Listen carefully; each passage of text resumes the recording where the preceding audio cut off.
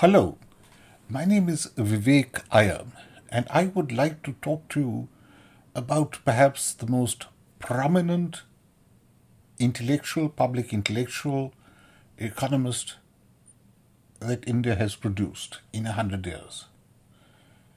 And the man I'm speaking of is Nobel laureate Amartya Sen. I make this video because I have just published a 700-page book.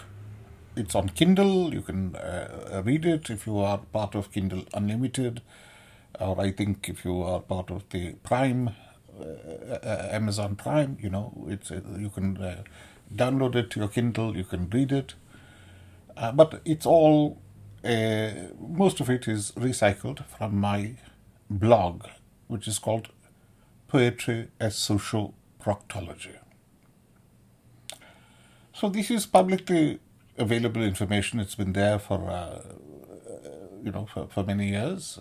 For 10 years, I've been writing this blog, and my blog has received over 1 million hits. But why am I making this video? Why am I showing my ugly face and my बूढ़ा आदमी है क्या करें? Why am I showing my and the answer is, let me please tell you. I want to tell you that, you see, I am a very typical Indian that, I was born in 1963. And by 1968, the condition in India had gotten much worse. This is the time when people like Narendra Modi, he couldn't get any type of job. He applied to the army. He didn't even have enough. His parents couldn't spend the money. They didn't have the money. They were good people, very good people. They didn't have the money to put the stamps and to pay the fee to get फौज में भर्ती. That means to get a job in the army, driving, being a driver, or whatever it might be. Even the most menial jobs, you couldn't get them. But look at Modi. He is strong, well built, of excellent character. You see, you need people like him to drive the trucks and to do this and to do that. Of course you do. But no, he couldn't get the job. Why? You don't have a degree. But how is he supposed to get a degree? His parents are supposed to pay so that he'll go to college, and for 3 years he'll sit there and do bloody nothing and burn buses and run riot. It's so sad. And I know, I come from my father was a diplomat. I come from a very good family. My name is Vivek Iyer. Iyers who adopted the English language. We did well because we would run away from Tamil Nadu. But what about the real Iyers who are very, very faithful to God? Because Iyer just is it means Smarta. But the real Smarta, they are obedient only to God. And they remain in Tamil Nadu. Whether they are despised by DMK, so what? There were Muslim rulers who despised them even more. There were British rulers who considered them to be fools. Doesn't matter. What about the real Iyer? Answer is, you see, real Iyer only wanted to contribute to the productivity of the country. And, then they had that opportunity through information technology, through computer science, that if you can learn this computer language, it's just like Sanskrit. In fact, it is even more simple than Sanskrit. Sorry, just give me 1 second. And, V.S. Naipaul is said to sneer at Indians. But, he has paid tribute in Maharashtra to Shiv Sena, but he's also said the South Indian Brahmin did not abandon his religion or her religion. In fact, this religion is through the mother. In South India, we have much more matrilocality, mother. In Bengal as well. And in Bengal, Mamta. Mamta. The very word means Vatsalya. The very word Mamta means Vatsalya. And Mamta defeated communism. Nobody else did. BJP, are you joking? RSS, are you joking? They'd have been killed. They'd have been beaten to death. Anand Marg. There was Anand Marg.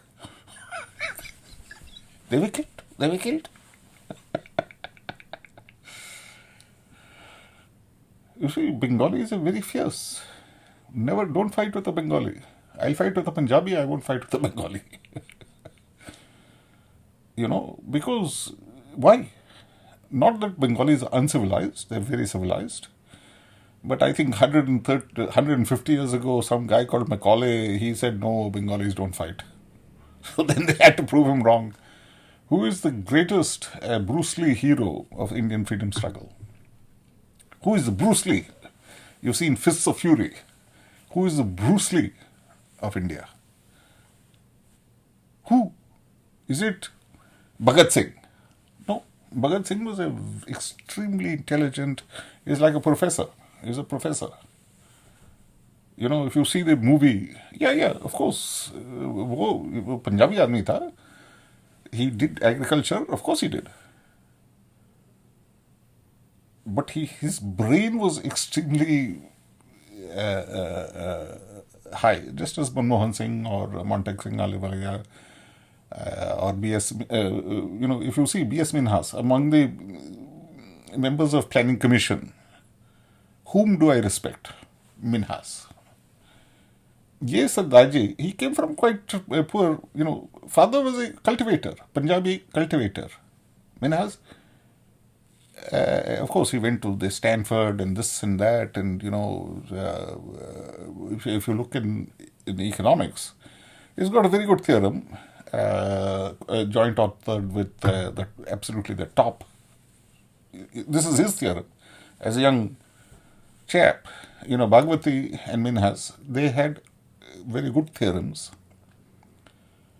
at a time when they were in their early 20s, And Minhas's theorem is actually extremely good. It's as was Bhagwati's. Bhagwati's is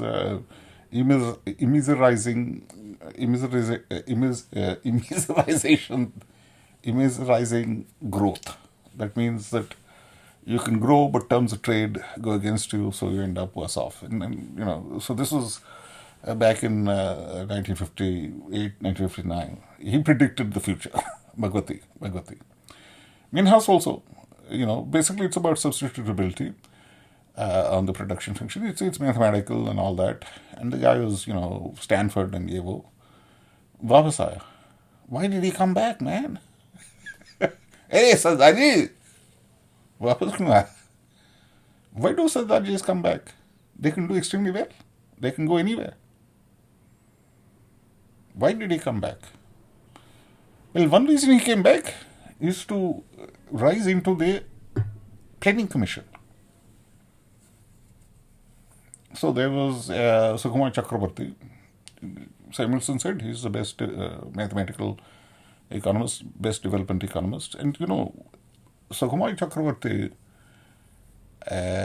you could even say that he could anticipate, or he was very similar to the Pontryagin principle, optimal control theory, Bellman. You could say, it's possible to say that, and Prabhat Patnaik has said that.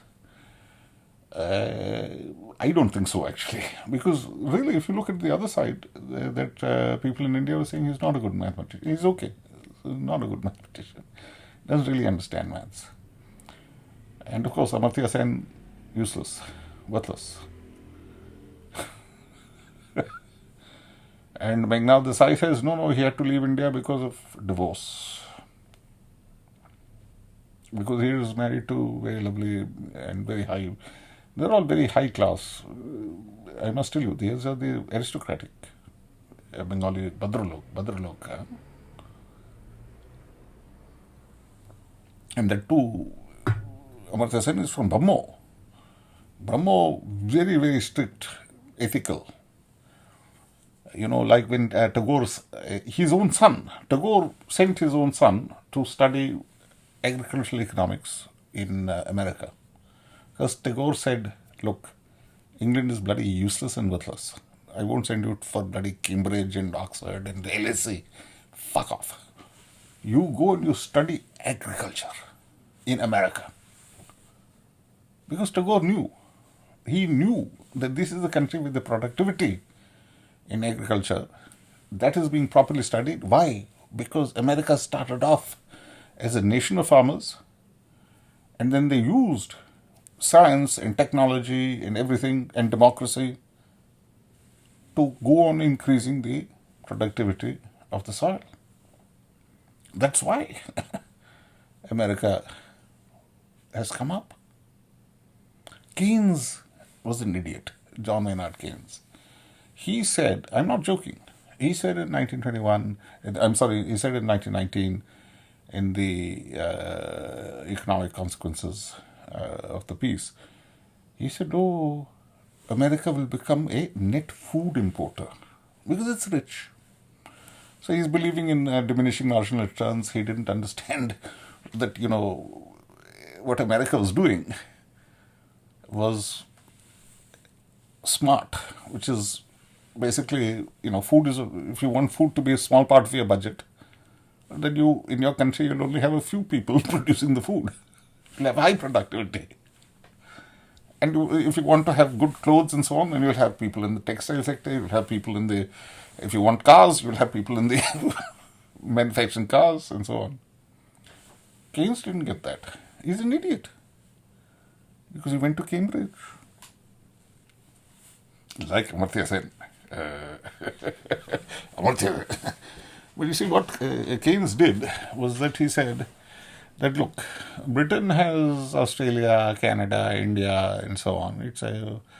France has Africa, this part of Africa, that part of, So we can't starve, but Germany will starve. So basically, what Keynes is saying is something false, which the German general staff, they internalized. They believed what this bloody idiot, this fucking cretin who didn't know shit, what he wrote. And he just dashed it off. That's the problem with going to Cambridge and Trinity College and being an apostle and so on, is that you think you're so smart that you can just write any bloody shit and throw it in the face of the public. Salman Rushdie, he's also Cambridge man, Cambridge. And he wrote this disgusting book called Satanic Verses. I'm a Hindu. I'm a very proud Hindu. And if any time any Muslim transgress, I'll immediately shout about it. And that's why Muslims respect me. Because they say, take it. So he's Hindu, okay, he's for Modi. We know who he is. But that means we can make a deal. I'm not bloody virtue signaling bastard.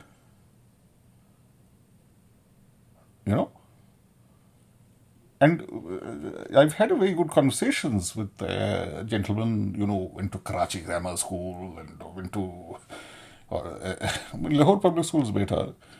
I went to Yale, went to this, went to that. And I'm saying, no, a book must be banned in India because... And they say, no, but I said, no, if he said that he's a communist, according to Indian law, if Rushdie said, I'm a communist, I'm against all religion, then it can't be banned. Because the opinion of an atheist, by the court of law, opinion of atheist cannot harm the interest or the sentiment of anybody, because he's an atheist. But Rushdie was saying, no, I'm Muslim. He's not a Muslim. And now he says openly, I'm not a Muslim. That's fine. You don't have to be. Be what you like. in the afterlife that these things matter. You know.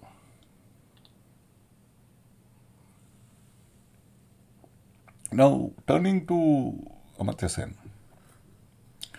See, the fact is that he has gone on telling very, very stupid lies. Year after year, decade after decade, he'll repeat the same stupid lies. He'll say, oh, where there is democracy and free press, then there won't be a famine. Except there was democracy, there was free press twice in his own lifetime, in his own part of the world, and there was a big famine. Why? Because democracy doesn't have any magical power, free press doesn't have any magical power. Where there is a food availability deficit, you have to bring in food, massive quantity, massive, and you have to distribute it. That's it. FAD. So, B.R. Sen, Binay Ranjan Sen, he was there during at the start of the famine. He immediately notified. He said, no, there's going to be a famine. I'm an ICS officer. He was an Indian Civil Service officer. According to famine code, I can see the signs. But he underestimated it. Because, he was the very senior official. But the junior officials, they were saying, it's we can see it. All the signs are there. We can diagnose it. Free press can't diagnose it because they don't know. ICS officer could do it. Administration could do it. But famine code was not declared. The thing was not properly dealt with. And we know why. It's because Shuravardi was the civil supply minister. There was one Hindu who was finance minister. But he had no power. Aykroyd is a top agronomist, agricultural economist, top man, researcher, etc. He was part of the famine inquiry commission, the commission after the famine.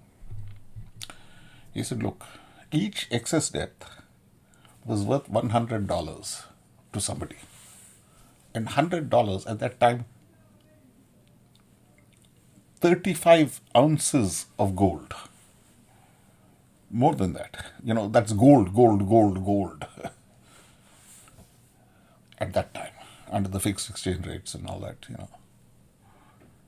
There's money to be made. Money was made. My old friend Rohit Vanchu is by no means a BJP man. He's extremely left-wing, Rohit Vanchu, very exalted family. But he has very pointedly explained how much money the Sahanis had made. And even Shuravardi's defender, I forget whether it was his sister or his daughter or something, she said, no, I think sister, Bhaiya was always very nice. He even suggested that we'll bring in some Hindus into the scam. It's a scam. You see, Mujibur Rahman was one of the greatest men. Fazlul Haq also, these people are good, no question. But, Chief Minister can be very good, or Prime Minister, Premier can be extremely good. But when you have transition to democracy, and if you don't have disciplined cadres, all sorts of very bad things can happen at the district level.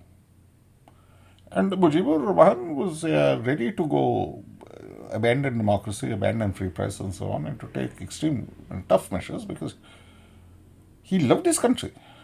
And that's one thing I have to say about, that's why I appreciate Bengalis who love their country. But loving Bengal doesn't mean you should hate the rest of India. If you are Hindu, then India is a Hindu country. If you want to separate, okay. But to senselessly say, oh, Gujaratis are very evil, they are voting for Hitler. How many Muslims have been killed in Gujarat? See, Modi put an end to all these bloody riots.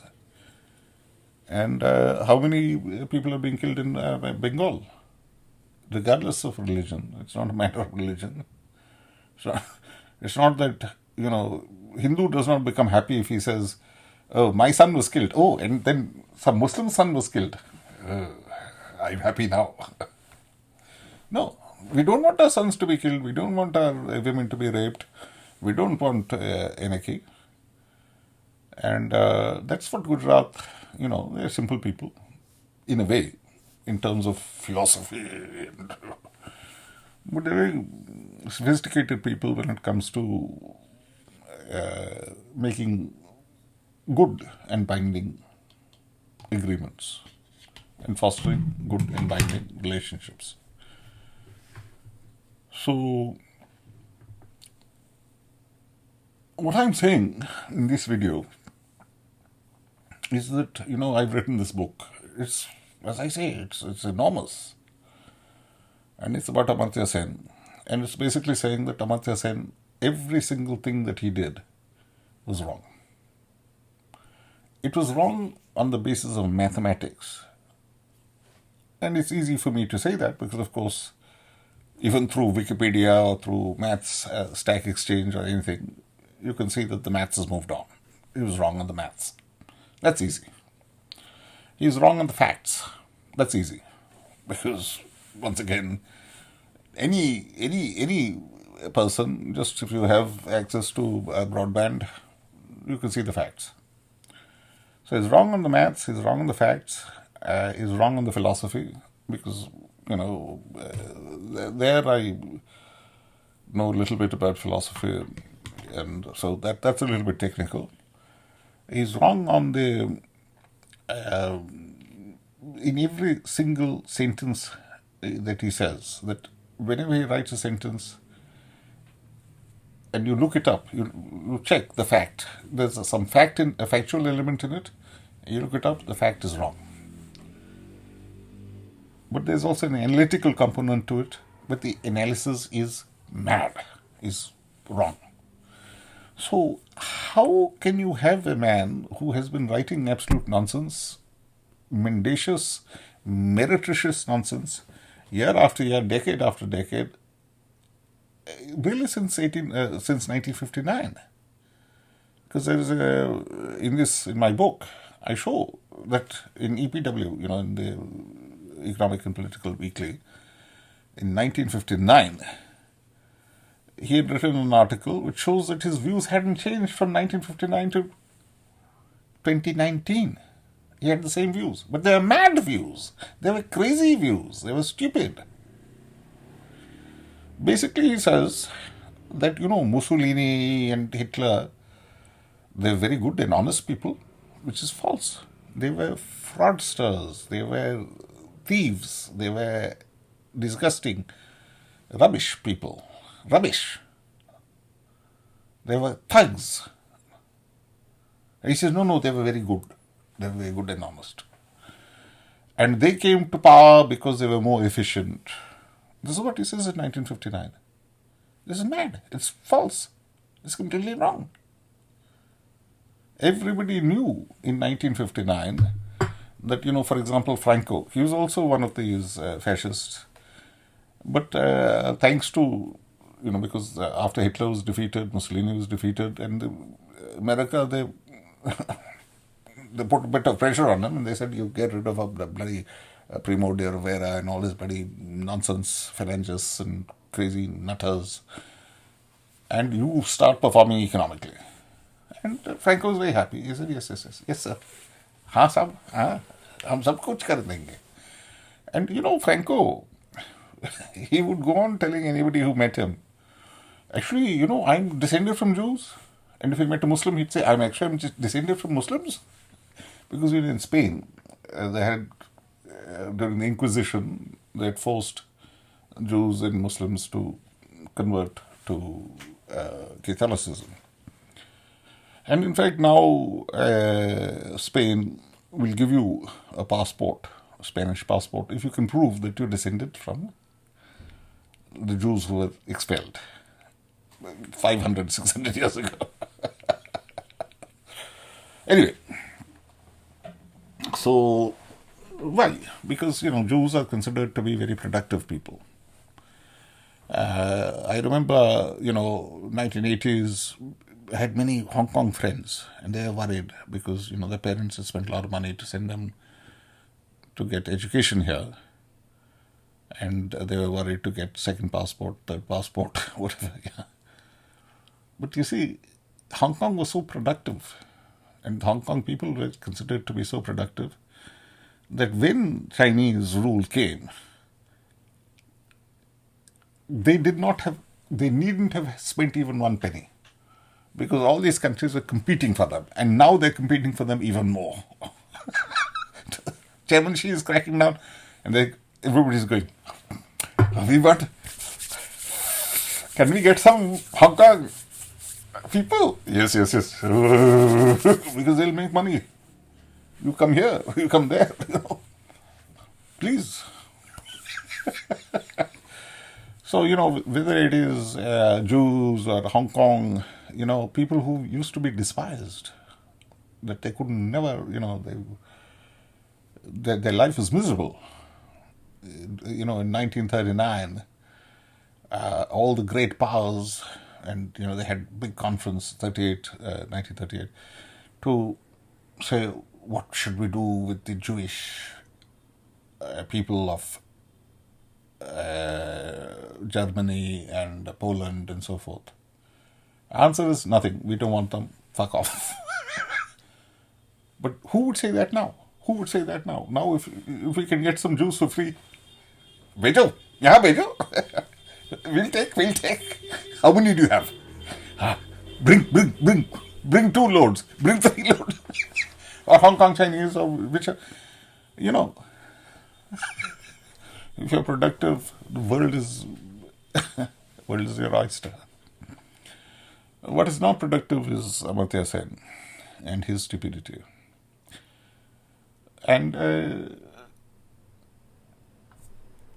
what can one say about him? Firstly, that his maths is shit, his economics is shit. He doesn't even understand the difference between marginal utility and marginal propensity to save. I'm not joking. It's shocking. He doesn't know economics. He doesn't know philosophy. He doesn't know mathematics. I mean, he knows a little bit of calculus and relation, a little bit of algebra. But you have to know the bigger context of maths in order to apply maths. And he doesn't.